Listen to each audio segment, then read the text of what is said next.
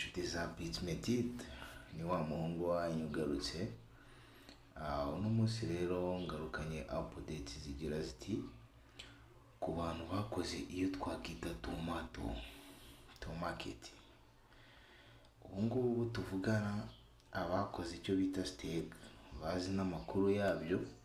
Stake ya mbere ntabwo nigeze nyibereka gusa, ariko ubu ngubu ndakeka bigiye guca mu buryo uko bimeze kose. So dutangiye rero, reka mbanze nkore amastar yanjye, mbanze nkore daily task z'umunsi nk'ibisanzwe. Abasanzwe bakora Tomarket murabizi, hari task batanga, hari spin batanga buri munsi. Izo zose ni ngombwa ugomba uzikore, ukore buri kimwe cyose. So ukuntu bimeze rero, ku bari bakoze icyo twakita stake kuri airdrop, bagiye bagendaga bakora airdrop, icyo basohoye ku bisubizo by'amacoin twari twakoreye uko ugiye twarangizaga icyo twita season ya mining. Uko bimeze rero, murareba iyi ni account yanjye iri official. Ari ngombwa kuyibereka gusa, ariko iyi ni basobanurire uko bigiye byifashe. So turagenda rero tugendana. Ushaka gukora stake bayikora, utabishaka nabwo babyihorera, gusa ko stake tugomba kuyikora. Ariko njye impamvu ndi kuyikora nuko mfite hano coin nkeya, bamayeho coin balance nkeya za Tomarket.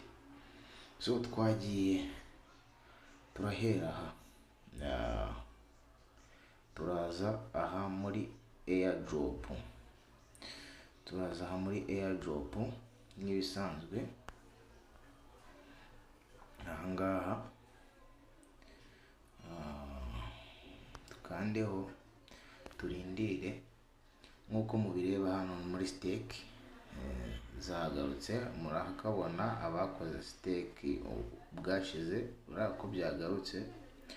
Mbibutsa neza noneho ubu kuri inshuro hajemo no kubinding. So kurikira neza uko bigendana.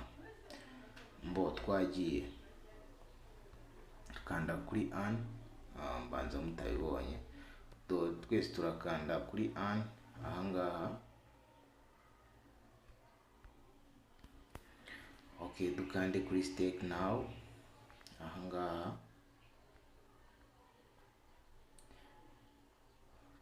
Dukande start nk'ibisanzwe.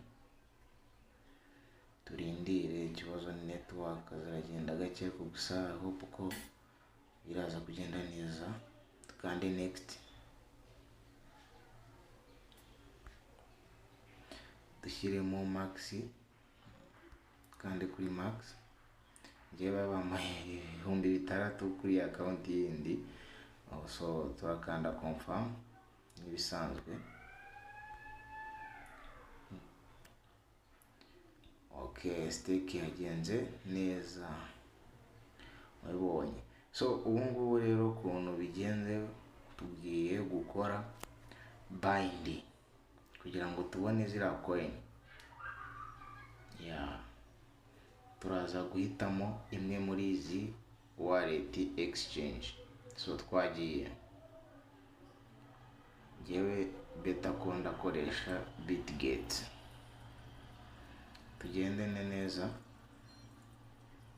kanda next. Kimara kuyihitamo, urareba barimo baratubwira ngo tugomba guhitamo UID na PGS ya address.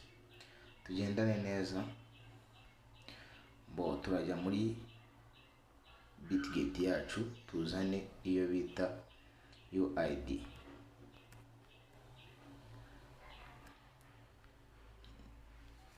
Hani muri wallet yacu, turazikopia UID nizi. UID ni iyi. bigendane neza, urakanda kuri copy, urazikandaho, nimba mubireba neza dore urakanda hano, kanda hano, urakandamo bikaba copy, kandi bahita batubwira copy,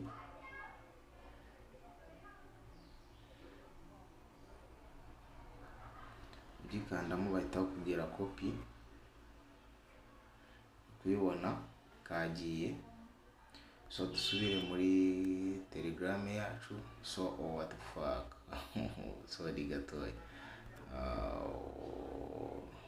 adusubije inyuma gusa ariko mwihangane gatoya, biraza gukemuka, hope ko bikemuka. Ikibazo cya internet gusa ariko biraza gukemuka. Kandi kuri airdrop nk'ibisanzwe, kuri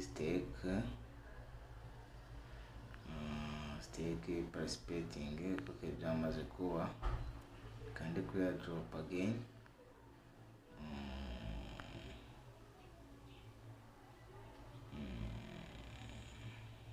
okay, kandi kuri stake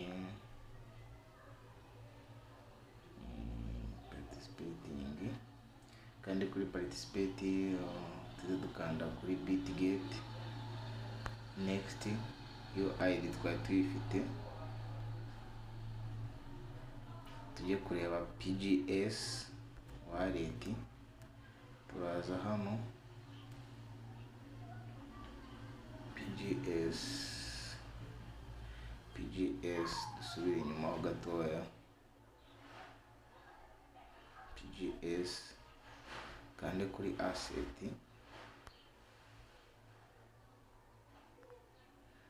hano ujye kuri add found, hano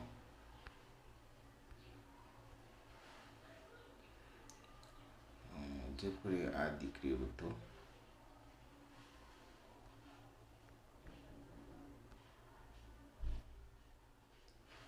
ujye muri search hano,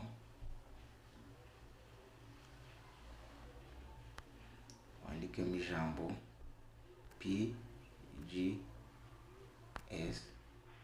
uri kuyibona Big Coin,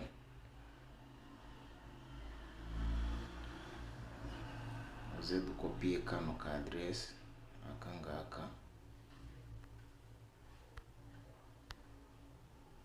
dusubire inyuma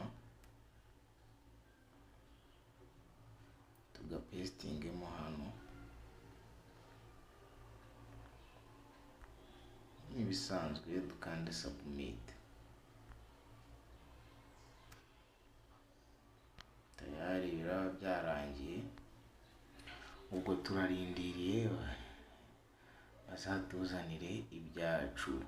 So ciao. Icyo nakubwira cyo, nimba ushaka kubana natwe kora subscribe, ukore like, share na comment.